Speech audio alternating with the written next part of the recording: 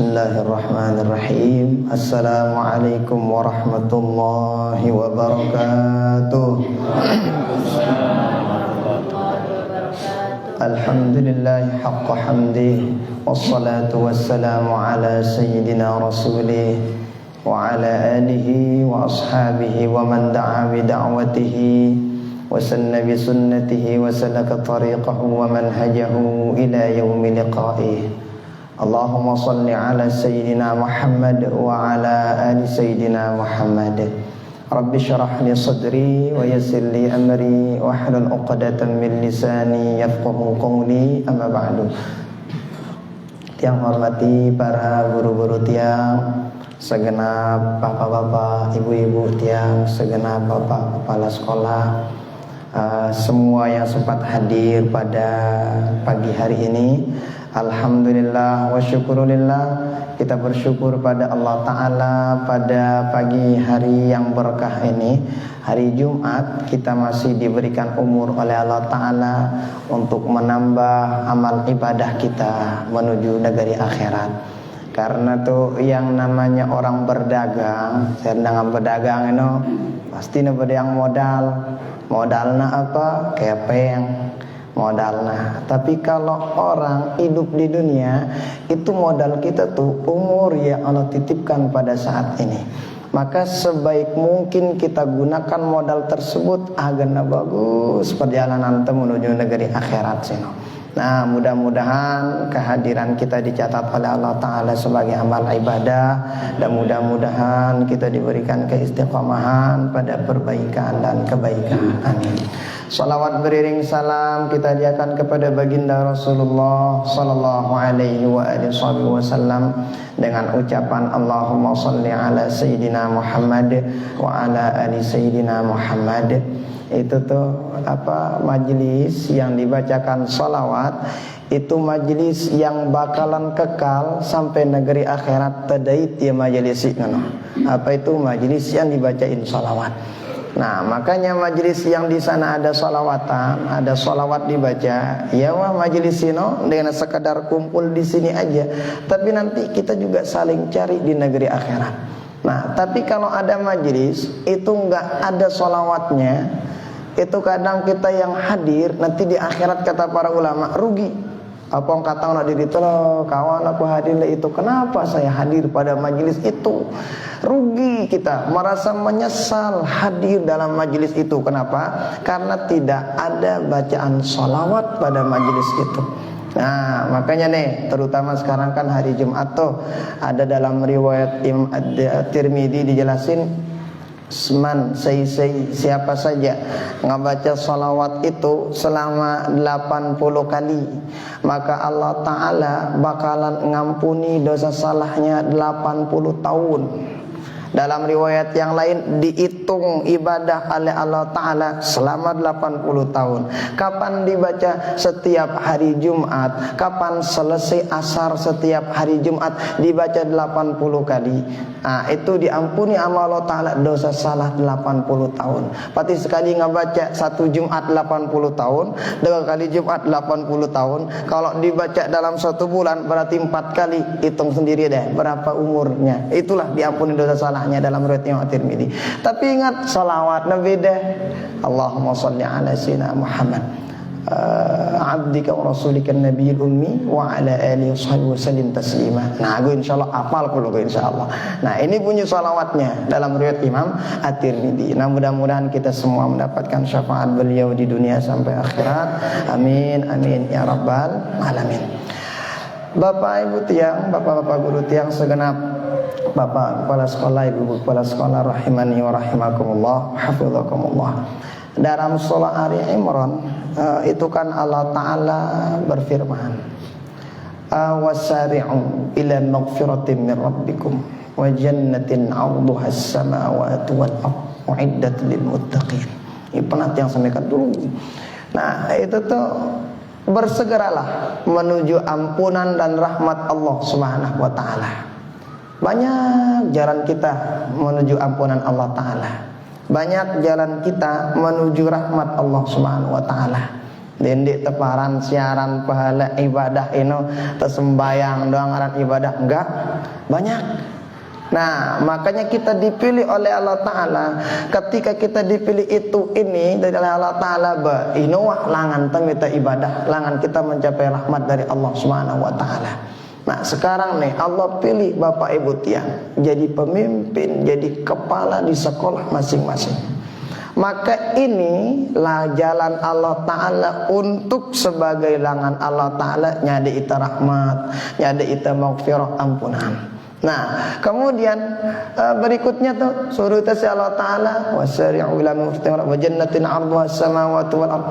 Berikutnya setelah dapetin rahmat, setelah dapat maghfirah dari Allah Ta'ala, bergegas menuju surganya Allah Ta'ala. Surga itu dijelasin u'iddat lil muttaqin, itu bakalan disiapin untuk orang-orang yang bertakwa. Sayaran bertakwa. Nah, ini ayat berikutnya dijelasin. Yang namanya orang takwa alladzina yunfiquna fis sarra'i wad dharra. Yang pertama orang bertakwa itu yang infakin hartanya, baik dalam keadaan berada ataupun kenyakanan darah papa, gemar bersedekah. Imam An-Nasafi ketika mentafsirkan ayat ini dalam tafsir beliau jilid sekino telu jilid kitabna. Pada nita apa kata beliau? Sedekah yang paling hebat di antara sedekah-sedekah yang lain itu apa? As-sadaqah bil ilmi. Bersedekah ngaduang ilmu. Maka pelunggu-pelunggu yang notabene-nya sebagai pengajar, setiap hari pelunggu bersedekah kepada bijajari anak murid takalapu anak. Nah, ketika ngajar kayak begitu, itu niatin langan bersedekah kepada Allah Subhanahu Wa Taala. Sang bersedekah ngadu kepe yang menang, sang tersekatan sekedi. Paling tidak sedekah pakai ilmu yang Allah titipkan. Nah, itu menjadi motivasi ketika kemudian kita dipilih oleh Allah Ta'ala, langan dapat rahmat, langan temu ampunan dengan Allah Ta'ala jadi guru. Jangan macam-macam Bapak Ibu yang jadi guru ini profesi baginda Rasul. Makanya baginda Rasul bilang innama bu'itsu mu'alliman. Aku diutus oleh Allah Ta'ala. Jadi apa? Jadi orang yang sebagai pengajar, guru. Maka Bapak Ibu ini Masya Allah profesi baginda Rasul. Maka ketika profesi baginda Rasul kita dikasih oleh Allah Ta'ala, nah mestinya juga tekaduang enda ketika ngendidik anak jarinteno na bagus akunta awal kadhiminal ghaidha. Apa artinya kurang lebih ketika anak buah macam-macam nakal selaku aku no? Nah itu kan ya namanya juga anak-anak lah, namanya juga ya masih kenyekana berjorak dan lain sebagainya. Pasti diuji sama Allah Ta'ala dari sana. Kadang mau jorak melan tenamper ya napa beak sini.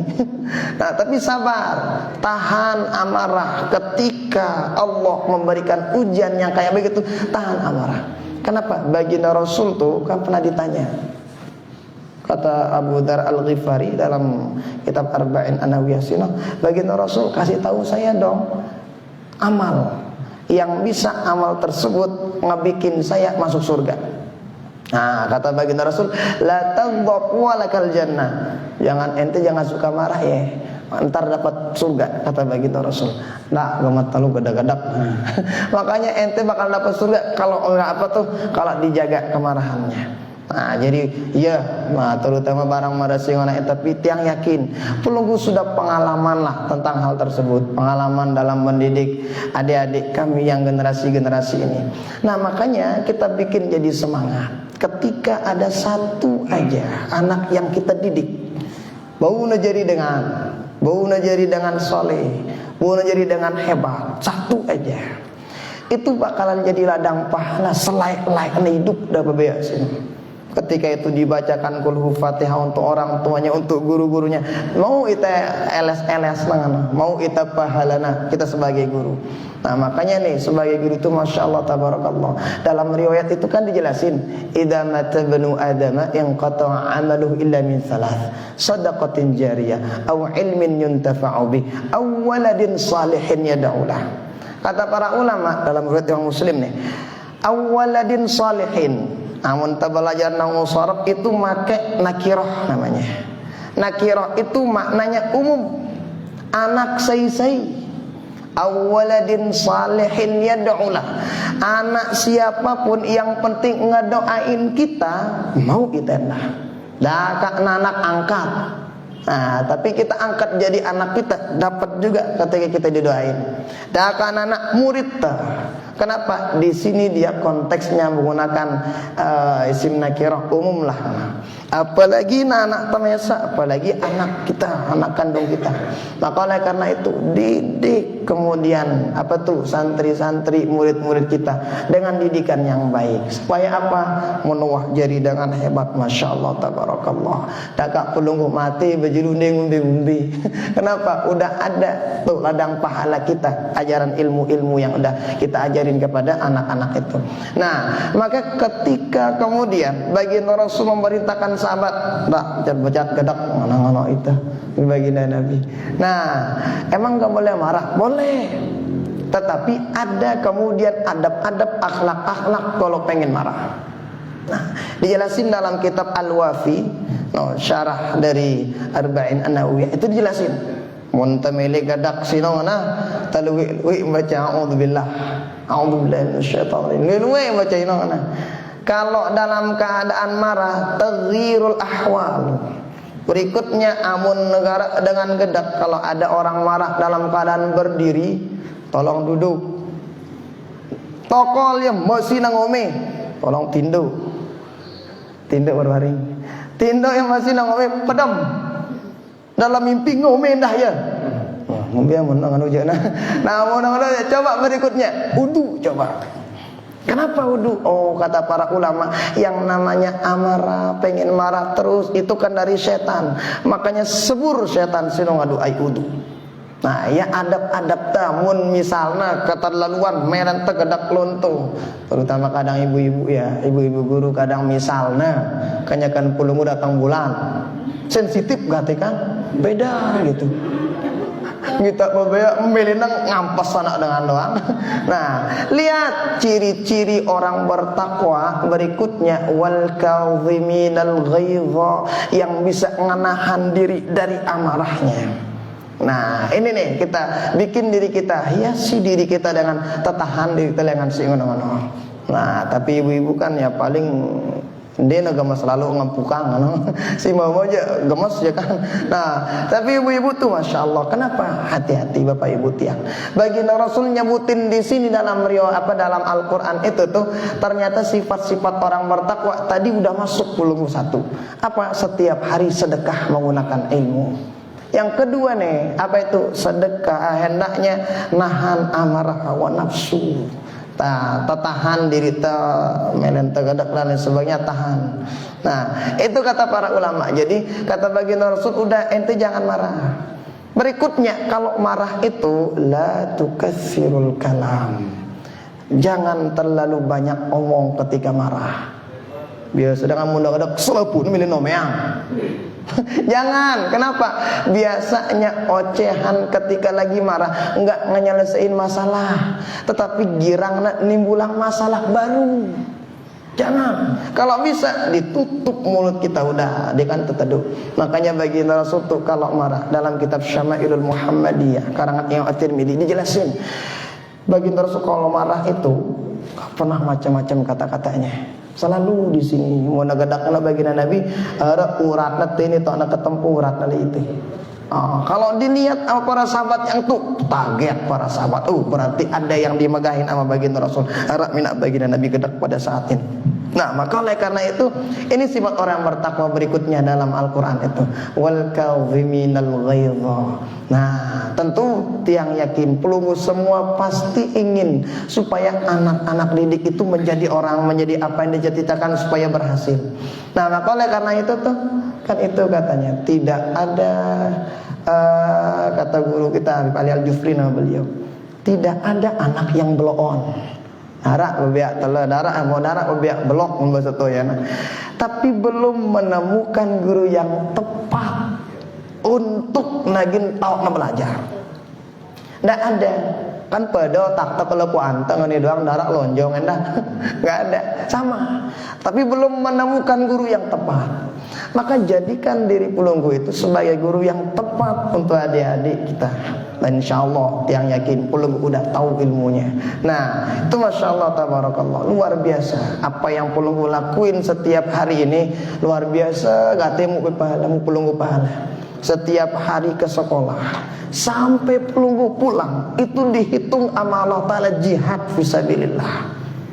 Tuh ngajarin ilmu. Makanya perbaiki niatnya ketika berangkat ke sekolah. Perbaiki bagus-bagus. Nah kalau udah begitu luar biasa. Kan tidak semua orang dipilih setiap hari oleh Allah Ta'ala jihad. Yang namanya orang jihad berarti ninggalnya tuh dihitung mati syahid. Yang namanya orang mati syahid itu tuh 40 dari keluarganya yang udah dapat setempel masuk neraka enggak jadi masuk neraka. Kenapa? Dapat syafaat pertolongan dari orang yang mati syahid ini. Nah, sang ditemele karena mati syahid itu tuh lalu aning Palestina tak tembak si Israel. Nah, sang ditemele paling tidak setiap hari menjadi orang yang di jalan Allah fisabilillah, mengerjakan apa yang Pulunggu lakukan pada saat ini, yaitu mengajarkan ilmu-ilmu yang Allah titipkan kepada kita. Nah, ini Masya Allah luar biasa. Apa yang Pulunggu lakuin ini tidak semua orang dikasih sama Allah Ta'ala. Nah, maka ketika dikasih, nih pegang wal kadhiminal ghaidha. Berikutnya wal afina 'anil nas. Deman-deman nih sita maafang anak buah ta amun misalnya jamak salah-salah ya. Boleh ya misalnya anak buah ta udah dimaafin aja. Nah, terutama ibu-ibu guru kami lo jangan sampai ngucapin ucapan yang macam-macam. Kadang di ibu-ibu kadang woi bapak negedak kita anak lo macam mau kadang kita anak. Apa nak gedak kan? Nah, lah hati-hati. Ucapan seorang ibu itu Masya Allah bahaya kah? Amun Pulunggu remon kita anak buah no. Sing telemek anak bahasa toyana. Sing telenepeng anak mudahan pejari ulama nganti kita amun tegedak. Nah, jadi marahnya kita itu kan doa untuk anak didik kita. Nah, karena mungkin adik-adik itu dia namahan tahu ruang lagi nyandang maaf dan lain sebagainya. Tapi Pulunggu yang jadi apa orang tua kami itu Masya Allah tabarakallah doain luar biasa. Kenapa? Karena seorang murid itu yang namanya seorang murid dalam kitab Ta'limul Muta'allim nggak bakalan jadi orang kalau dia itu naman mau reda dengan gurunya. Makanya keridhaan seorang guru itu sangat luar biasa. Itu yang kami harapkan sebagai seorang santri, sebagai seorang siswa, sebagai seorang mahasiswa. Keredaan dari guru-guru kita itu mahal luar biasa. Nah, amun toh mau ino aja, nah aman itu. Sekalipun gak pintar-pintar amat misalnya ketika di sekolah, tapi Allah bakalan pilih nanti sadi doang itu beto tepas ya Allah Ta'ala. Nah, keredaan guru, keredaan orang tua ini sangat luar biasa. Maka Bapak Ibu tiang, ketika ada adik-adik kami misalnya si macam-macam mengguna, nah itu tolong dimaafin aja. Bukakan pintu maaf selebar-lebarnya. Bukakan pintu maaf. Jangan pernah ngedoain yang macam-macam. Macam-macam kita berdoa. Nah, kenapa makasih guru ini yang kata ya beda, apalagi angkat Pulunggu sebagai guru kami Masya Allah. Sukanya teringat. Mungkin pada saat itu lupa kami ya. Ujama mau kami beli no. Wah, kadang ingat yang ada guru kita begini dulu. Nah, kenapa? Nah, karena ngejaga nama itu, ngejaga nama kita. Ini kadang arantai no, lebih panjang umurnya dari jasad kita. Tuh kadang orang kalau ngerjain amal soleh, nah nggak pegawaian bagus, dakan wah mati tetap tersebut isi dengan namanya masih panjang umurnya. Daka pun misalnya awak noh meninggal dunia. Nah, makanya tuh klip-klip kita yang begitu itu kita jaga baik-baik. Kan kata para ulama tuh al-mar'u haditsun ba'da fakun haditsan hasanan liman wa'a, katanya kan. Yang namanya kita ini bakalan jadi cerita untuk orang-orang setelah kita. Maka jadikan diri kita sebagai orang yang bagus cerita untuk masa-masa yang akan datang itu. Nah, itu kata Allah Subhanahu wa taala. Maka oleh karena itu Bapak Ibu tiang, Masya Allah tabarakallah, perkumpulan Pulunggu sangat luar biasa. Setiap pekan, setiap hari Jumat ada. Selain jasmani, ada rohani juga. Nah ini sangat luar biasa. Jadi ngejaga kedua-duanya.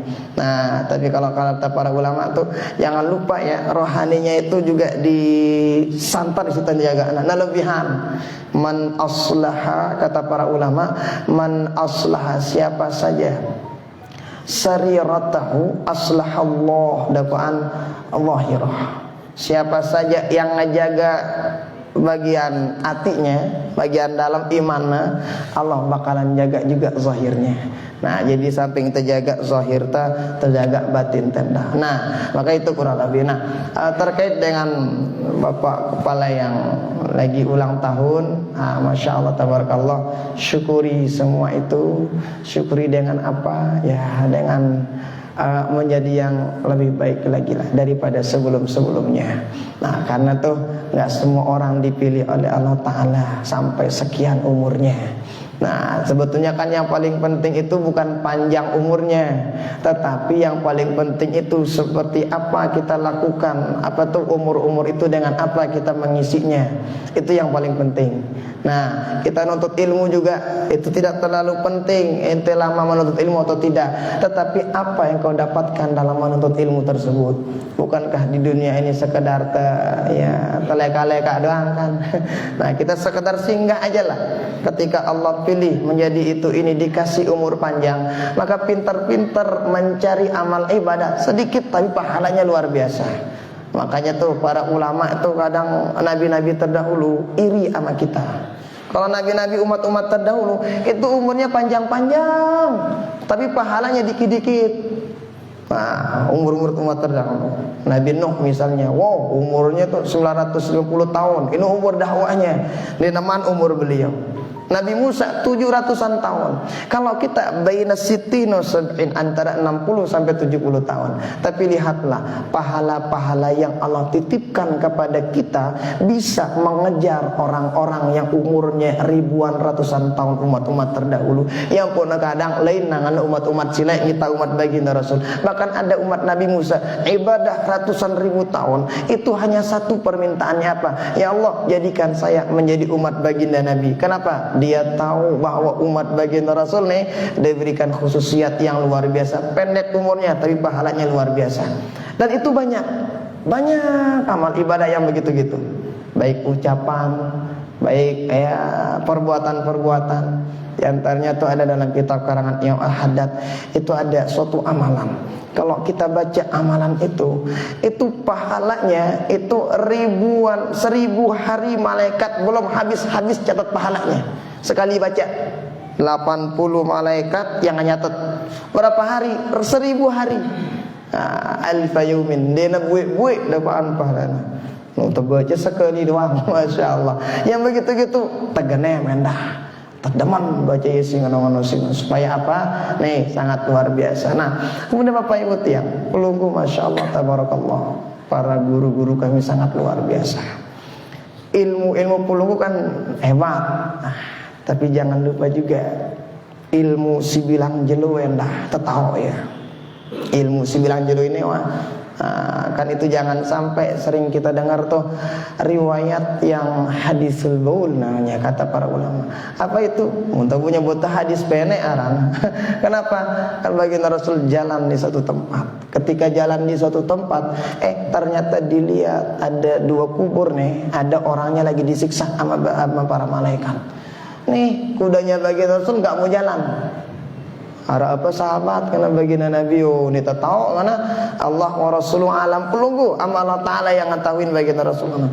Ketahuilah sahabatku, ini ada 2 orang lagi disiksa dalam kuburnya. 2 dengan nih yang kata siksa dalam kubur kena baginda Rasul. Nah, yang pertama, yang satu ini penyebabnya disiksa apa?